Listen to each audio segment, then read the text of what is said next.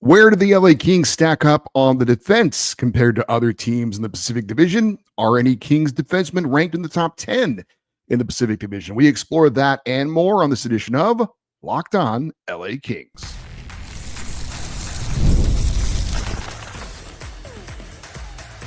You are Locked On Kings, your daily podcast on the Los Angeles Kings, part of the Locked On Podcast Network, your team every day. Hey, Kings fans, welcome to Locked On LA Kings, part of the Locked On Podcast Network, your team every day. Thanks for making Locked On LA Kings your first listen every day. We are free and available wherever you get your podcasts and on YouTube. Today's episode is brought to you by FanDuel. Download the FanDuel app now by visiting FanDuel.com and win $300 in bonus bets if your first $5 bet wins. I'm Eddie Garcia, your host of Locked On LA Kings. I've worked in sports media for the past 30 years. I'm also one of the co-hosts of Locked On NHL Game Night, a nightly podcast and YouTube show that recaps the night in the NHL during the season, and a passionate LA Kings fan for over 30 years. We are going to look at how the LA Kings compare at the defense position against their Pacific Division rivals. We've done this before. In previous weeks, we did the centers, we did the wingers, and now we're working our way towards the back end. Of course, we'll get to the goalies at some point, but we're going to talk today about the defensive pairs and the defensive core for each team in the Pacific Division. Where do the Kings stack up? How about individually? Where do the LA Kings rank? Do we have a player on our team that should be in the top 10 of the best defensemen in the Pacific Division? We're going to look at each team's projected defensive pairings. This is according to puckpedia.com, which is pretty reliable. They've got the depth charts listed for the upcoming season. We're going to rank each team based on who they have playing on the blue line.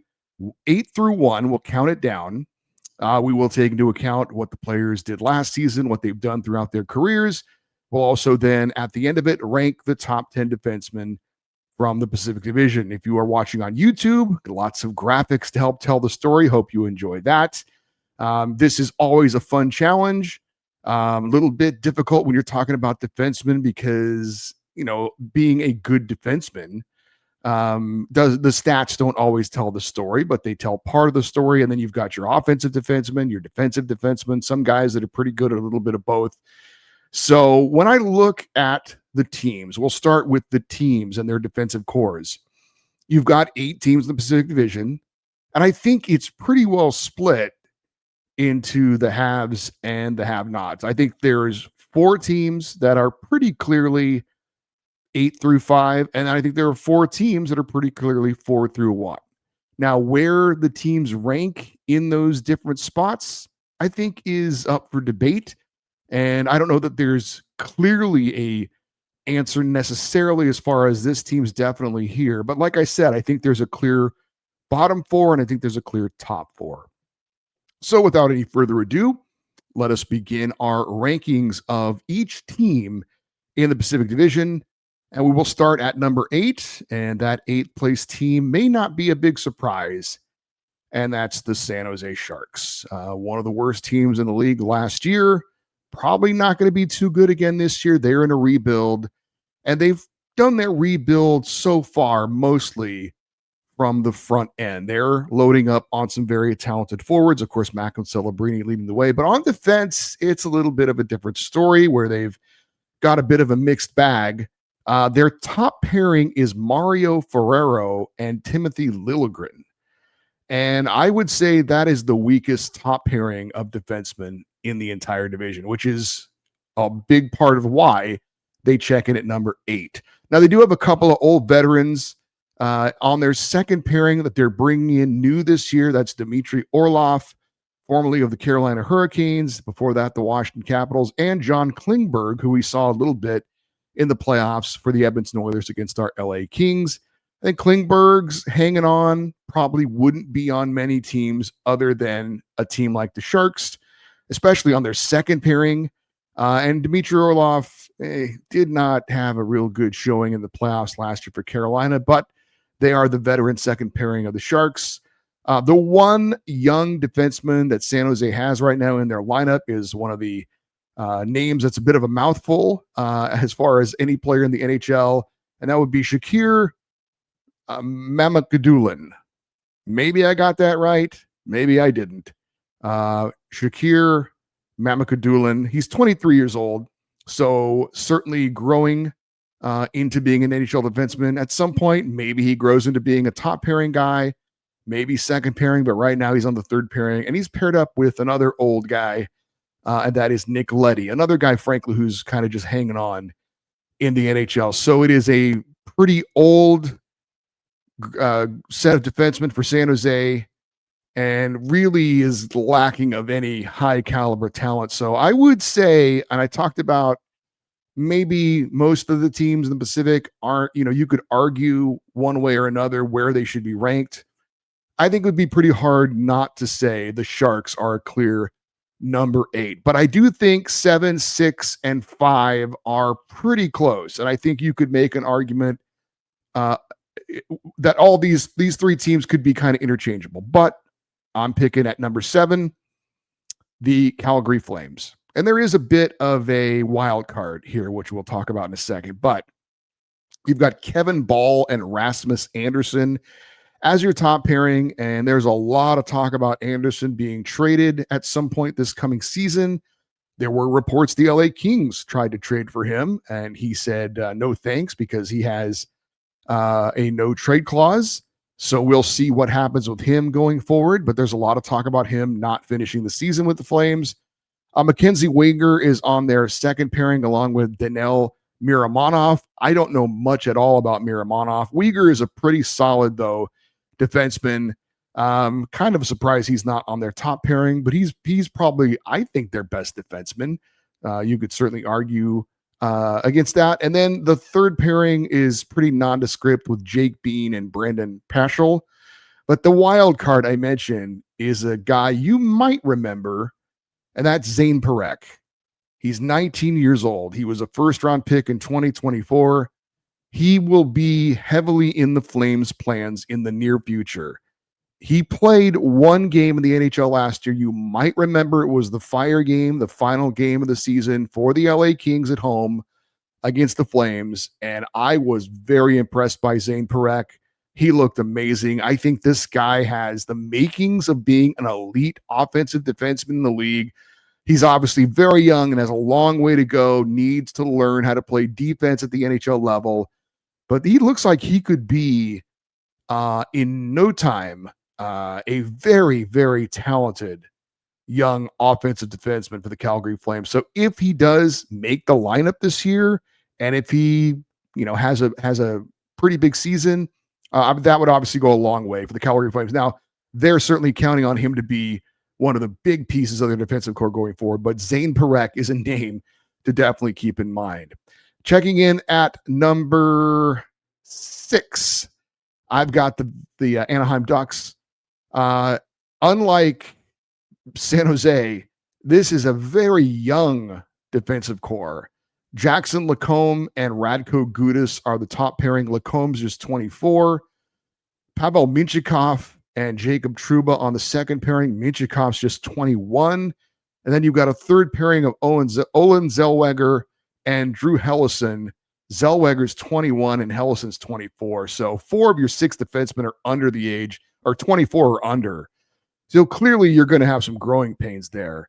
Now, if those guys can all grow together, they could turn into a pretty solid, exciting kind of defensive core for the future for the Ducks. But that's for the future, not right now.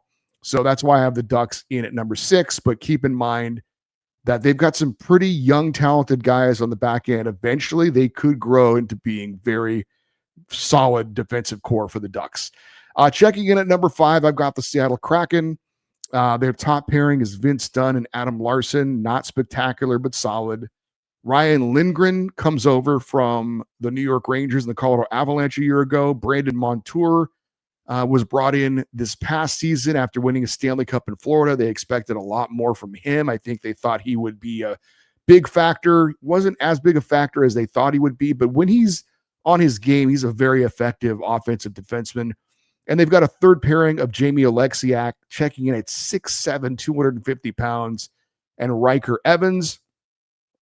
like I said, maybe other than the Sharks, you could have shuffled the deck here on 5, 6, 7. But I've got Seattle just with a veteran group, not spectacular. I think that the experience gives them an edge over the Ducks, and Calgary still is trying to figure things out. So I've got, by a nose, I'll give the Seattle Kraken the number 5 spot. All right, coming up, we have our top 4. How high do I have our LA Kings set of defensemen? We will get into that next here on Locked in LA Kings, your team every day.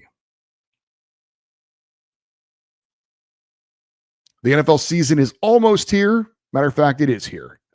We just watched my wife's Los Angeles Chargers get a big win on Friday Night Football over the Kansas City Chiefs, and FanDuel is making sure that you're ready for kickoff with a can't-miss offer right now. New customers can bet just $5, and if your bet wins, you'll get $300 in bonus bets to use across the app. I love using FanDuel because it fits however you like to bet, player props, build a same-game parlay, or even jump in live as the action is unfolding. It makes every game more exciting, whether you're watching your team or just keeping an eye out for your fantasy lineup. It is quick, easy, and the best way to add a little more energy to Sunday. So are you ready to play? Download the FanDuel app now by visiting FanDuel.com to get started. That's FanDuel.com to place your first $5 bet.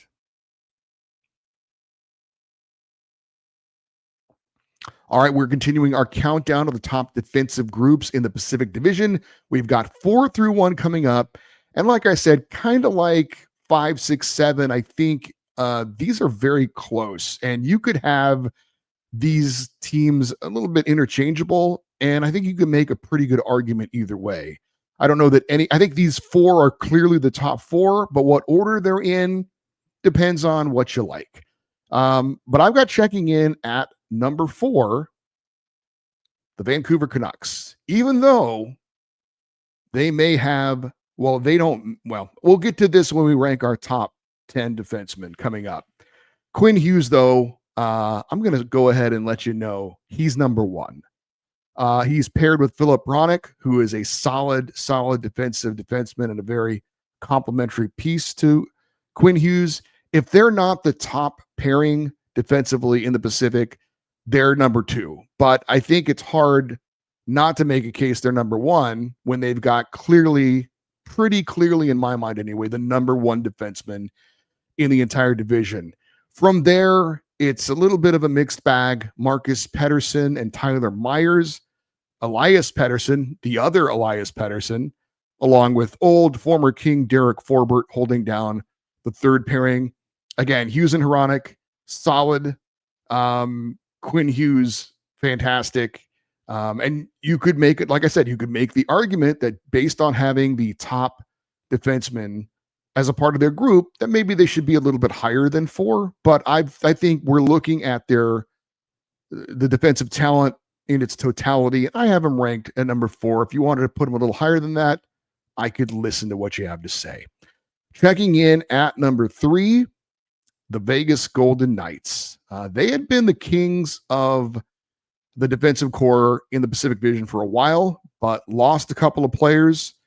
They've got Noah Hannafin and Shea Weber as their top pairing. It's a very solid top pairing. It's a very good top pairing. Old King Braden McNabb is on the second pairing with Zach Whitecloud, who's been kind of moved up, usually a third pairing guy. And then the third pairing of Jeremy Lauzon, who came over from the Nashville Predators, and Caden Korzak, who I'm going to be honest with you, don't know anything about him. He's 24 years old. He's yet to play a full NHL season, so not sure exactly what he has to offer. Like I said, Whitecloud, a little bit more of a third pairing guy, but he's had to step up a bit because of a couple of things. One, Nick Waugh was traded in the Mitch Marner deal, so he's gone. And most importantly, and why Vegas is fallen from a 1 or a 2 as far as their defensive core is Shea Theodore.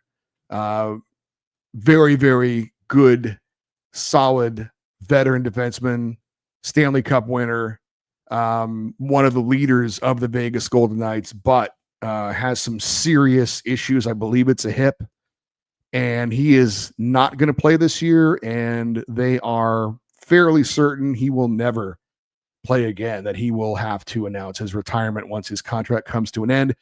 They're going to put him on long-term injured reserve, which, oh, by the way, helps them fit in Mitch Marner and his contract, because they're like $7 million over the cap right now. But once Pietrangelo goes on LTIR, then that will go away.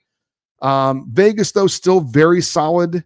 I think they're worthy of being in the top three. Like I said, Hannafin and Theodore are really good. I like McNabb. It's not a bad group from top to bottom, but I have them slipping probably from the top spot a year ago down to number 3. So the LA Kings are a top 2 defensive group, in my opinion. I am a little bit biased, but do we have them at 1? Do we have them at 2? I've got our LA Kings checking in at number 2. Obviously, Mikey Anderson and Drew Doughty, your top pairing. I've got Brian Dumoulin and Brant Clark as the second pairing. I know some publications have Joel Edmondson and Brant Clark together. Obviously, they did play some last year, so maybe they want to keep that pairing together.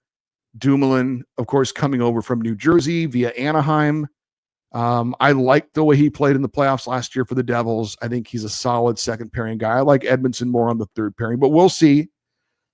And then, of course, the big debate we've talked about this offseason, and my worry that Brant Clark isn't going to get those second pairing minutes and isn't going to get the necessary ice time to take a pretty good step forward in his career. Cody Ceci is getting paid like a second pairing defenseman, but I've got him on the third pairing. I'm going to keep hope alive that that's the plan, and that, the whole core is strengthened, because Dumoulin, I don't think, is a huge step down from Vladislav Gavrikov. I know some people might think that's nuts.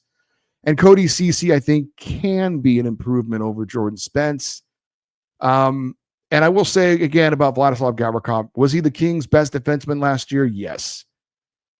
Would you say before last season, though, that Vladislav Gavrikov was the best defenseman on the LA Kings? I think the answer is no. And throughout his career, he's never been a top pairing defenseman.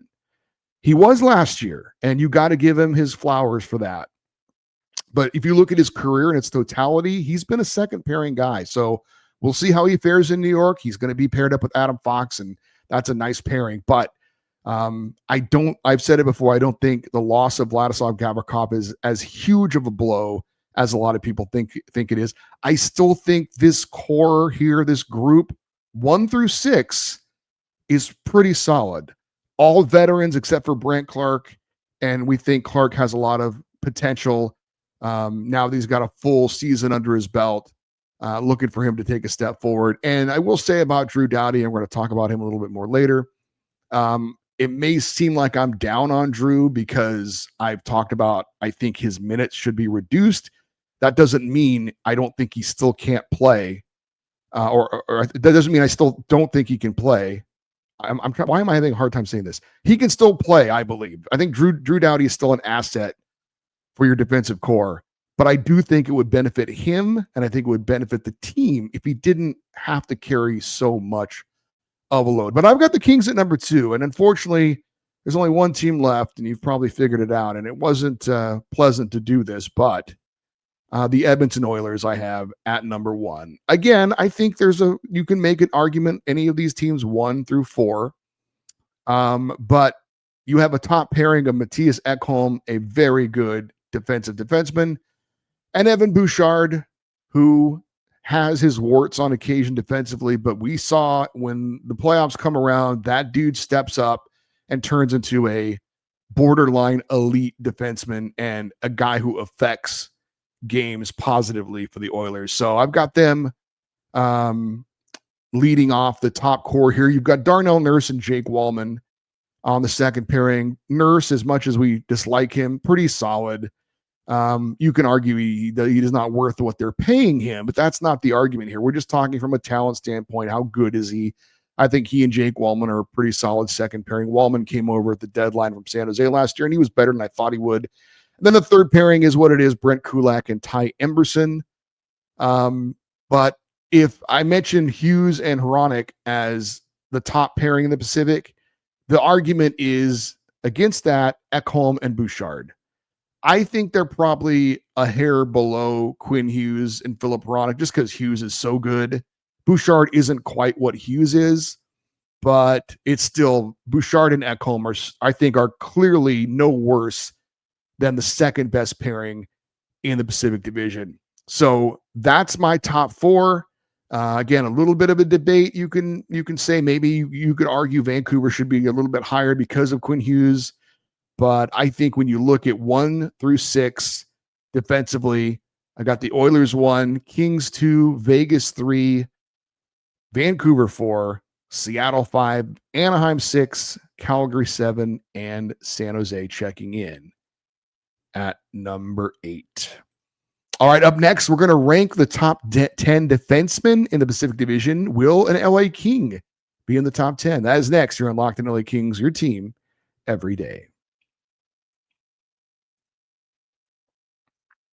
Did you ever check your bank account and wonder, where did all my money go? Between dining out, online shopping, and entertainment, it's easy to lose track. That's where Monarch Money comes in. It is your personal CFO, giving you full visibility and control over your finances. Monarch Money isn't just a budgeting app, it's a complete financial command center. You can track all your accounts, investments, and spending in one place, so you stop juggling your multiple apps and you start managing your money and building your wealth. You can use Monarch to check your finances, track spending, and even plan long-term goals. Managing money with your partner is smoother than ever. You can track shared and personal accounts, set goals, and stay on the same page without the stress. Take control of your finances with Monarch Money. Use the code Locked On NHL at monarchmoney.com. You get 50% off your first year. That's monarchmoney.com. Code Locked On NHL for half off your first year. All right, it is time to rank the top 10 defensemen in the Pacific Division based on all-around ability, what they've done lately, what they've done throughout their careers, and how important they are to their teams. I thought this was a little bit similar to the team rankings. At least I thought there's a pretty clear top 5. The bottom 5 was a little more difficult, but we are going to get to the ranking of the top 10 defensemen in the Pacific Division. I'm going to give an honorable mention to Jackson Lacombe of the Anaheim Ducks. He's the only defenseman in the Pacific Division that plays on a number 1 power play unit, a number 1 penalty kill unit, and is on the top pairing as well. So the Ducks clearly have a lot of faith and hope in Jackson Lacombe. We'll see if eventually he turns into a top 10 defenseman in the Pacific Division. Not there yet, but wearing a lot of different hats, if you will, for the Anaheim Ducks. The battle for the number 10 spot was debated by me, and just missing the cut were a pair of Andersons, no relation, Rasmus Andersson of Calgary and Mikey Anderson of the LA Kings. Rasmus Andersson, 31 points last year. He plays on the second power play unit and the top penalty kill unit for Calgary. Mikey Anderson had 25 points last year. He was a plus 17, plays on the Kings' top penalty kill unit. But for Mikey, just not enough offense there. There are better players all around, but a great defenseman, Mikey Anderson. Very, very solid for sure. I have him just missing out on the top 10. Checking in at number 10, I have from the Seattle Kraken, Vince Dunn. An offensive defenseman, good puck mover, power play quarterback for Seattle. 39 points last season. He's a plus 34 for his career, and a former Stanley Cup winner with the St. Louis Blues. Vince Dunn checking in at number 10 for the Seattle Kraken. At number 9, I'm going with Noah Hanifin of the Vegas Golden Knights. Solid two-way defenseman, good skater, good puck mover. He had 39 points last season, was a plus 8 a year ago, plays on the number 2 power play and the number 2 penalty kill unit for the Vegas Golden Knights. Noah Hanifin checking in at number 9. At number 8, I'm going with the Calgary Flames, Mackenzie Weegar. Solid two-way defender. He had a 20-goal season a couple years ago, 47 points last year, was a plus 18. He's a guy who's gotten some Norris Trophy votes in the past.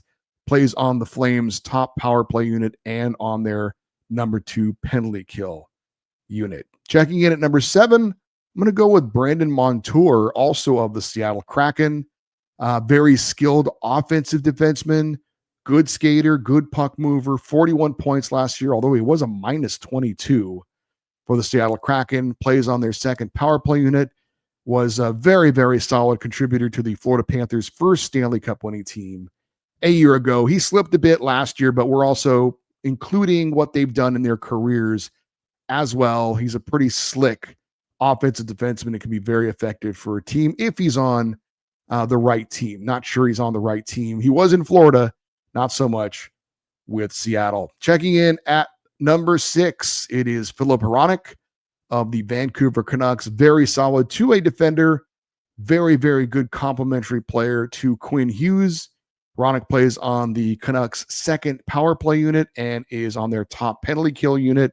I did look at his stats and it kind of jumped off the page that he's a minus 55 in his career. His first 4 seasons in the NHL, he was a minus 95, but his last 4 seasons, he's a plus 47.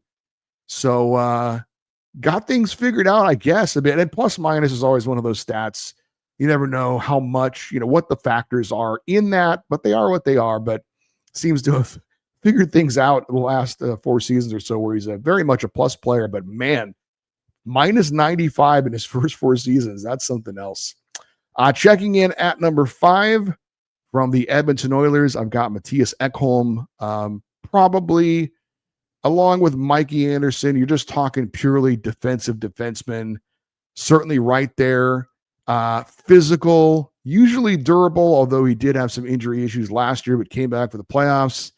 Matthias Ekholm plays on the top penalty killing unit for the Edmonton Oilers. And again, talking just purely defensive defenseman and great all-around defense. Matthias Ekholm, I have checking in at number 5. At number 4, I got Drew Doughty.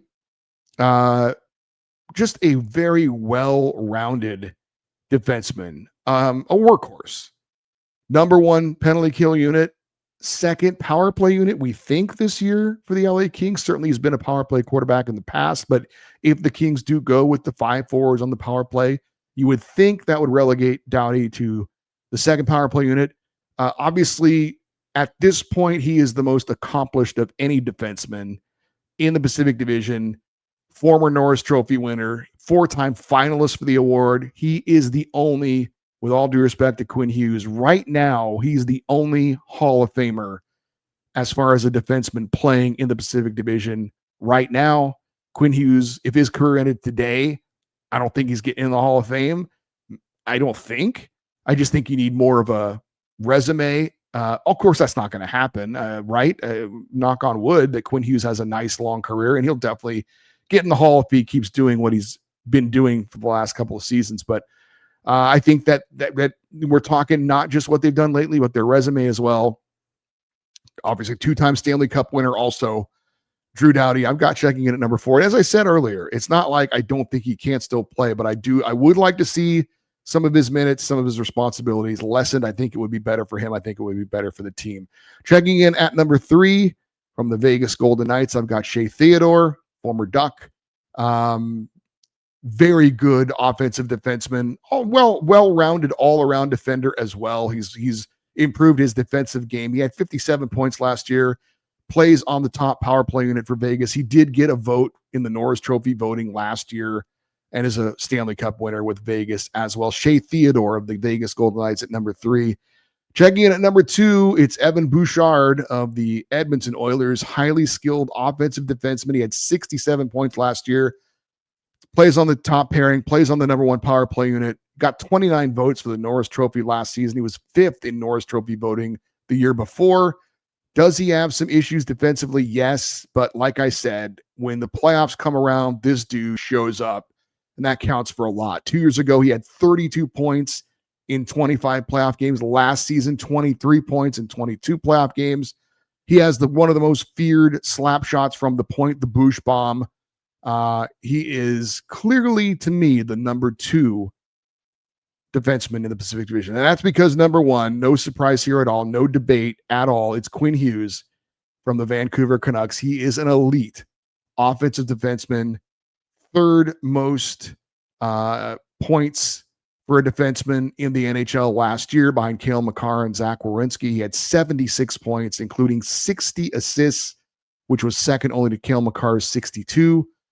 Norris Trophy winner 2 years ago, runner-up this past season. Love how this guy can control a game from the back end.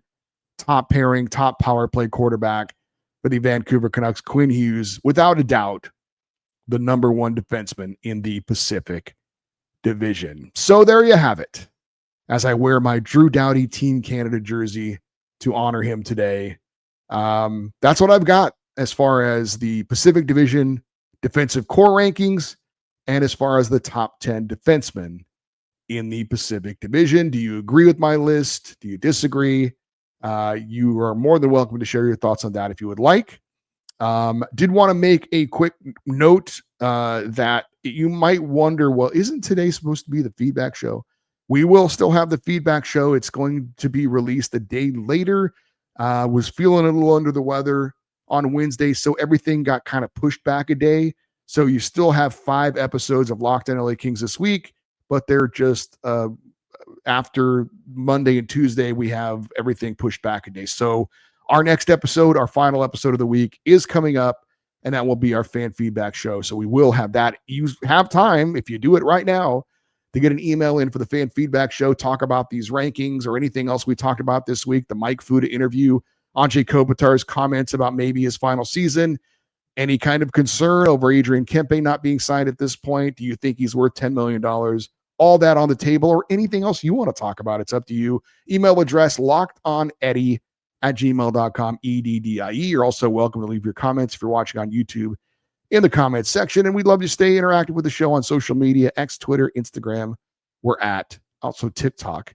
We're at Locked On LA Kings. I'm Eddie Garcia. Thank you for listening and watching this episode of Locked On LA Kings, part of the Locked On Podcast Network, your team every day. Have a great rest of your day. We'll talk to you next time. And as always, go Kings, go.